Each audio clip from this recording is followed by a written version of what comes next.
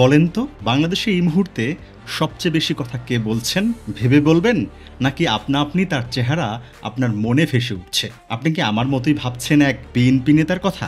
নাম তার ফজলুর রহমান। না, খুব বেশি দিন হয়নি তাকে চিনেছে বাংলাদেশের মানুষ। তবে এখন তিনি স্পষ্টতই হাসিনার পান্ডা ওবায়দুল কাদেরের জায়গা দখল করেছেন। রাজনৈতিক বিনোদনের এক এবং অপ্রতিরোধ্য একজন হয়ে উঠেছেন নির্বাচনের মাঠে বারে বারে হেরে যাওয়া ফজলু নেতা। দল পরিবর্তনে তিনি পটু। আওয়ামী লীগ থেকে কত কত দল ঘুরে এখন বিএনপির উপর আছর করেছে। কত কথাই না তিনি বলছেন।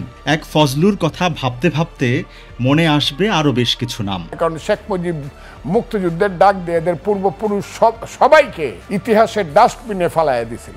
এই কারণে শেখ মুজিবকে তারা সহ্য। হাসিনাটা সিনা কি, এদের আসল টার্গেট হলো শেখ মুজিবুর রহমান ফ্যাসিস্ট। এগুলো ভাবতে ভাবতে এখন যার কথা মনে হলো তিনিও বিএনপির নেতাই ছিলেন। বাংলাদেশের রাজনীতিতে সবসময়ই আলোচিত বিতর্কিত এক চরিত্র হিসেবে ছিলেন সালাউদ্দিন কাদের চৌধুরী ওরফে সাকা চৌধুরী।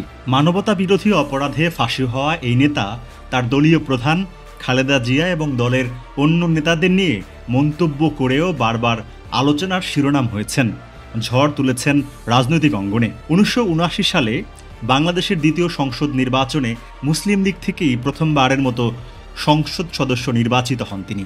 এরপর সামরিক শাসক এরশাদের জাতীয় পার্টিতে যোগ দিয়ে মন্ত্রীও হয়েছিলেন।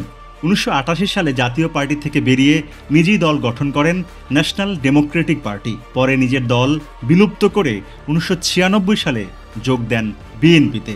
সোনা মিয়ার জায়গা রেজিস্ট্রি হয়ে গেছে লাল মিয়ার নামে, লাল মিয়ার জায়গা রেজিস্ট্রি হয়েছে সোনা মিয়ার নামে। হ্যাঁ, গেছে কোর্টে, দরজা বছর কোনো ব্যাপারই না। মিয়া তো ঠিক আছে, সোনাটা শুধু লাল করে নাও। এরপর আমাদের মনে পড়ছে আওয়ামী লীগের এক নেতার কথা।